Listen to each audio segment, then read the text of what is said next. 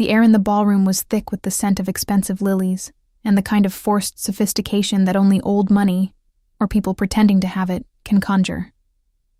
I stood at the edge of the room, smoothing the silk of my dress, watching my mother-in-law, Beatrice, hold court.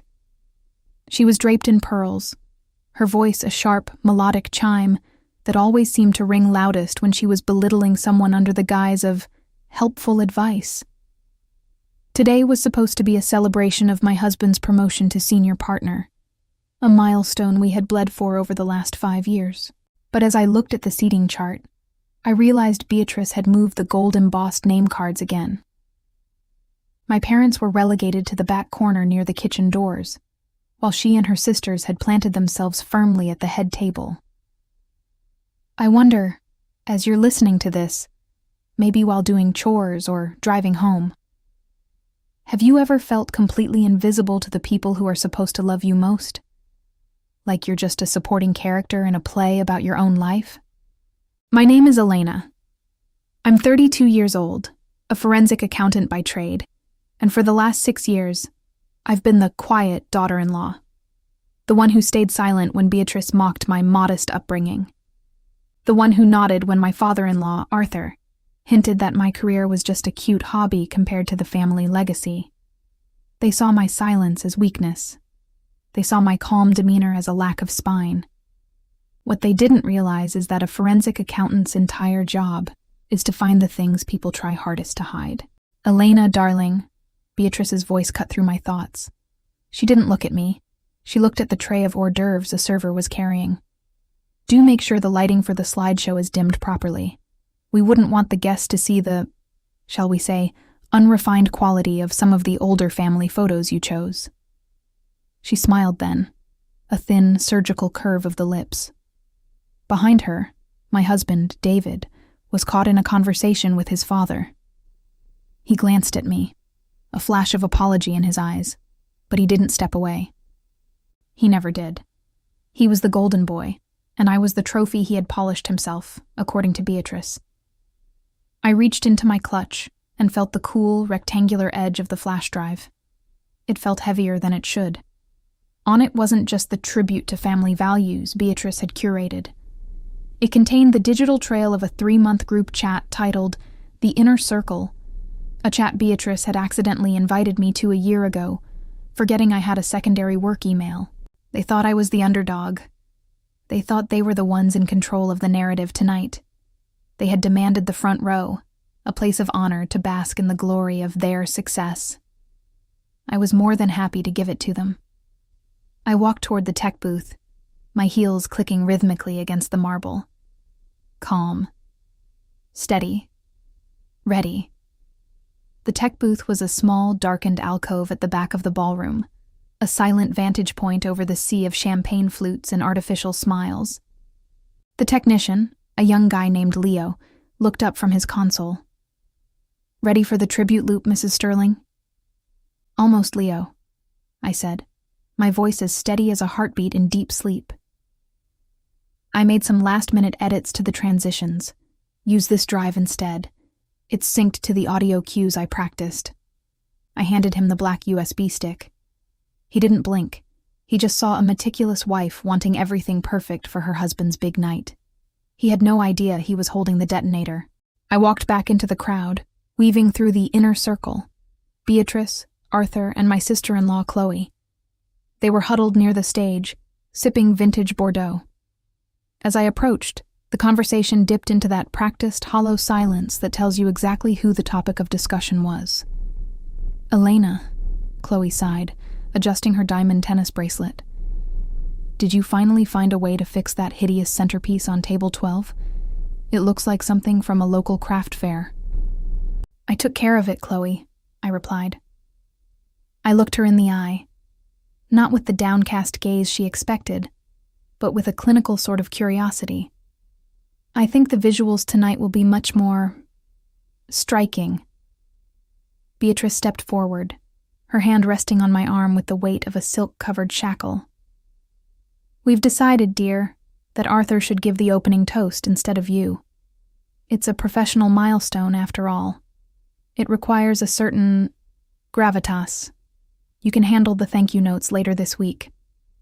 It was the final push.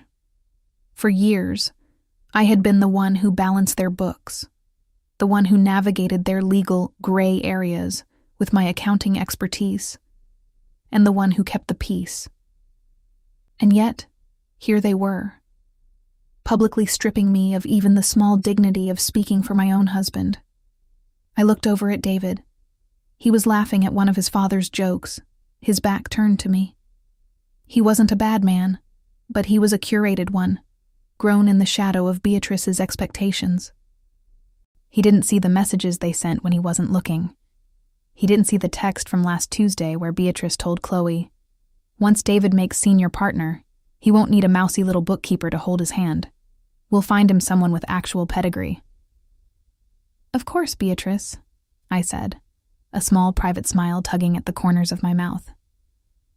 "If you want the front row to witness the family's true legacy, I wouldn't dream of standing in your way." I walked to the head table and personally pulled out the heavy velvet-backed chairs for them. I made sure they were positioned perfectly, directly in the line of sight of the 20-foot projector screen. "Is everything ready, Elena?" David finally asked, stepping over and squeezing my hand. "Everything is exactly where it needs to be, David," I whispered. I felt a cold, sharp clarity wash over me. The escalation was over. The trap was set. The room began to dim, a hush falling over the 300 guests like a heavy velvet curtain. Beatrice and Arthur took their seats in the front row, preening like royalty awaiting a coronation. Chloe leaned back, her arms crossed, a smug expression of ownership on her face. They were ready for their highlight reel. The carefully curated images of a perfect family supporting their prodigy son. I stood in the shadows near the stage, my hands folded in front of me. I could see Leo in the tech booth, his thumb hovering over the play button. My heart didn't race. It beat with the precision of a metronome. The screen flickered to life. The first image was a classic family portrait from last Christmas, all of us smiling in front of a sprawling fireplace. But instead of the soft instrumental music Beatrice had requested, the speakers emitted a sharp digital ping. A text bubble appeared, superimposed over Beatrice's smiling face. Beatrice Group, the inner circle. "Look at Elena in that sweater. It's a wonder David hasn't died of boredom yet. She has the personality of unflavored gelatin. We need to start introducing him to the Sterling Waitley girls soon." A collective gasp rippled through the front of the room. I watched Beatrice's posture stiffen. She didn't move. She looked like she'd been turned to stone. The slide transitioned. This one showed David and Arthur shaking hands at the office. "Arthur, Group, the inner circle. Let her handle the offshore accounts for now. She's too timid to realize she's being used as a shield. Once the firm is restructured, we'll let her quietly resign. David needs a wife who adds value, not just spreadsheets." The murmurs in the back of the room were growing into a dull roar of disbelief. David had turned pale, his eyes darting from the screen to his father, then to me. He looked like he was seeing ghosts. But I wasn't done. The hidden factor wasn't just their cruelty, it was their incompetence. The next slide wasn't a photo at all. It was a high-resolution scan of a wire transfer document I had flagged 3 months ago. It showed Arthur moving 6 figures from the firm's pension fund into a private account in Chloe's name. Overlaid on the document was a final text from Chloe. "Chloe, Group, the inner circle. If the little accountant ever gets suspicious, we'll just tell David she's been skimming. Who would he believe? His own blood, or the girl from the suburbs?" The silence that followed was absolute. It was the kind of silence that precedes a landslide. I stepped out from the shadows into the single spotlight intended for the speaker. I didn't look at the crowd. I looked directly down at the front row, at the 3 people who had spent 6 years trying to erase me. "I believe," I said, my voice amplified and hauntingly calm through the microphone, "that you requested the front row to see the family's true legacy. I hope the view is everything you imagined." Beatrice finally found her breath. "Elena, turn this off this instant. This is a fabrication. I didn't blink. It's forensic data, Beatrice. You of all people should know. I never miss a decimal point. The big reveal hung in the air like a physical weight, suffocating the room. For a heartbeat, the only sound was the low hum of the projector and the collective intake of breath from 300 of the city's most influential people. Beatrice scrambled to her feet, her pearls clashing against her chest as she shook with a mixture of rage and terror. "This is private. This is a violation," she shrieked, her voice cracking for the first time in her curated life. I didn't move. I didn't have to. I simply signaled Leo. The screen shifted one last time. It wasn't a text message. It was a recorded video from the security feed in Arthur's study, the one they'd forgotten I had the password to for administrative updates. The audio was crisp. It was Arthur and Chloe 3 weeks ago, laughing as they toasted to trimming the dead weight once David's promotion was official. "You see," I said, my voice cutting through the rising murmurs of the crowd like a scalpel. "Forensic accounting isn't just about the numbers on a page. It's about the stories those numbers tell when they think no one is looking. And this story? It's a tragedy of your own making." The reversal of fortune was instantaneous. I watched as the senior partners from the firm, the men Arthur had spent decades trying to impress, stood up and walked toward the exit. Their silence was the ultimate verdict. Arthur looked at them, then at the screen, and finally at his daughter. The color drained from his face until he looked like a ghost of the man who had walked in an hour ago. David finally stood up. He looked at his mother, then at the screen, and then he looked at me. For the first time in 6 years, he didn't look through me. He saw me. But the look in his eyes wasn't just shock. It was the realization that he had been a pawn in a game he didn't even know was being played.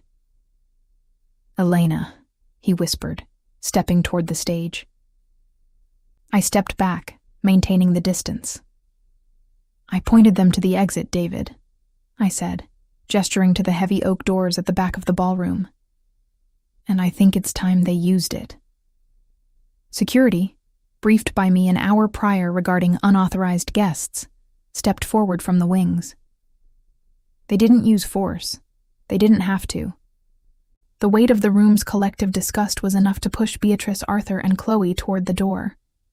As Beatrice passed me, she hissed, "You've ruined everything. We gave you a life." I looked at her, really looked at her, and felt nothing but a profound sense of relief. "No, Beatrice," I replied quietly. "You gave me a front row seat to your own destruction. I just turned on the lights."